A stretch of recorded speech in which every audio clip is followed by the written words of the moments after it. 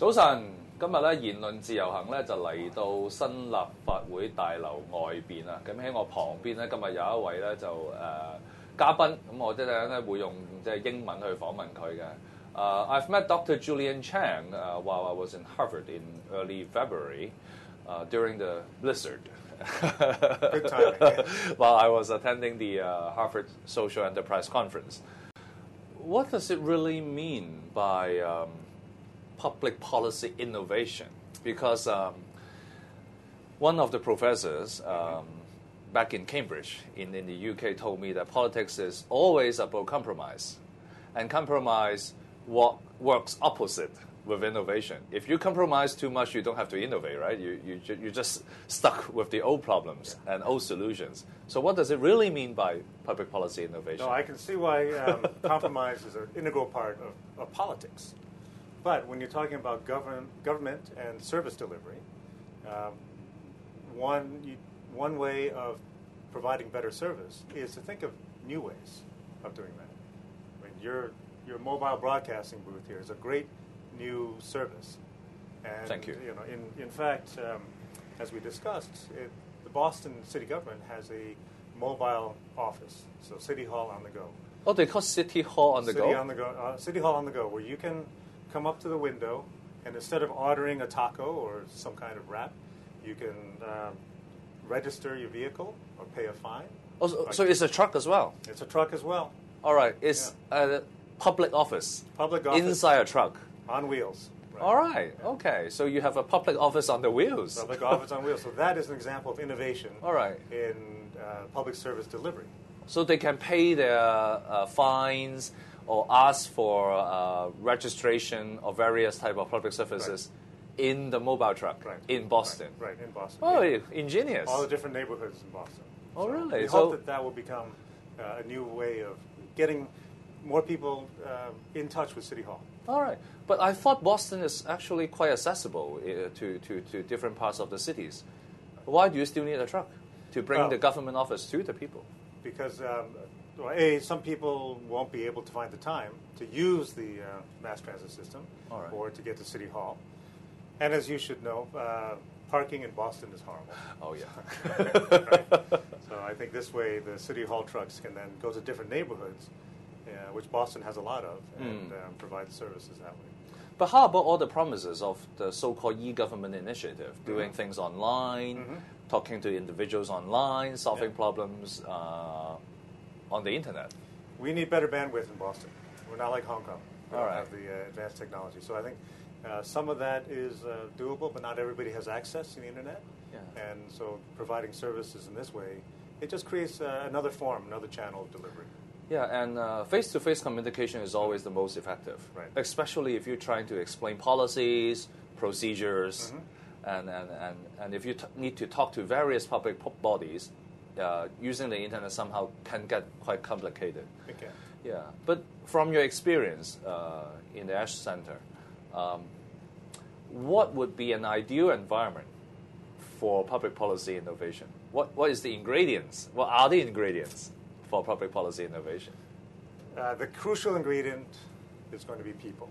All right. So, what kind of people, though? People who are able to think outside the box, or who are encouraged and supported when they do come up with different ideas. One of the stereotypes about Chinese people is they're very practical. So they think about different solutions that may not require a lot of capital investment, but can be efficient and can actually move towards a new solution. So I think innovative people are at the core of public policy innovation. And in the past, we found that sometimes governments might stifle that innovation, or even corporates. But instead, we're encouraging governments and companies to reward innovation, to make it possible to think of something new and not to be afraid of failing. You said rewarding innovation. This part is already very hard.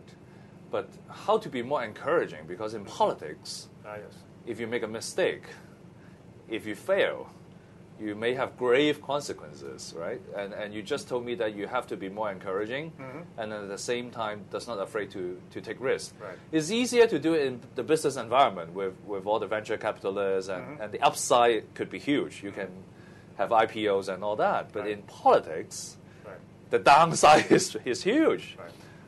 How can people do that? Well, as you say, the downside is huge, which means you don't get reelected, possibly. Yes. But for the vast majority of government employees, then it's a job, so they're not running for election.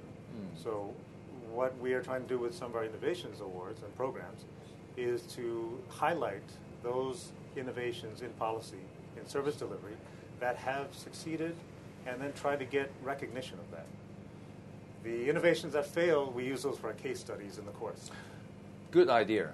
I think if you frame the failure as experience, as case studies, you actually put a positive image in the failures. Yes. It actually helps you to become successful in the future by studying those case studies. Absolutely. That's an important way. But you travel halfway around the world, and do you see the culture of innovation, in particular public policy innovation, different from this part of the world compared to your part of the world? I'd say no particular region in the world has a monopoly on innovation. Great. I think the only question is how do you encourage innovation? And that's where we at the Ash Center try to come in and help with that. Well, as you know, the Hong Kong people are trying to figure out a new system for universal suffrage. I'm not going to go into details because we don't have any details yet. Right. But going back to what sort of ingredients we need for public social innovation, how do you see Hong Kong? A very open society, in a way. We connect to the world. We have the best 4G system here as well. How would you see Hong Kong can work? How Hong Kong people can work together and come up with innovative ideas in the policy arena? That's a very good question. I think obviously the Hong Kong system, political system, is somewhat different from its open economic system. Yes. And whereas Hong Kong has been famously on the top ranked in terms of trade openness, it does seem that political transparency and openness has to catch up to the trade and the economic side of things. I think obviously, like I said, we don't have monopoly on innovation. I think there's a lot of smart people here, a lot of people who are concerned with the common good and the public service. And you'll have to we'll help you find ways to encourage that in your own way. So in your own experience at the Ash Center, you obviously have a lot of case studies for social innovation, policy innovation. Right. So you have a huge database, a knowledge base. But how does it actually work? How do you share your case studies, your experience, your expertise with different governments around the world? How does it actually work? Well, besides targeted training programs, we also have online resources. And at this point, we can talk more about that, or I can direct you to some of the resources online as well. And you bring people to different parts of the world as well, just like this time? We bring people different parts. We also bring people from different parts of the world to the Kennedy School. All right. And we have several robust programs with different governments around the world. And we encourage anybody in these governments or the public-minded citizens to come to the Kennedy School. Well, last but not least, speaking of policy innovation, creativity in politics, somehow we have noticed on this part of the world that partisan politics in U.S. is getting really, really bad right now. Or maybe as an outsider, we actually saw the financial cliff and all that debate. The Republican has been constantly saying no to President Obama and anything that the Democrats come up.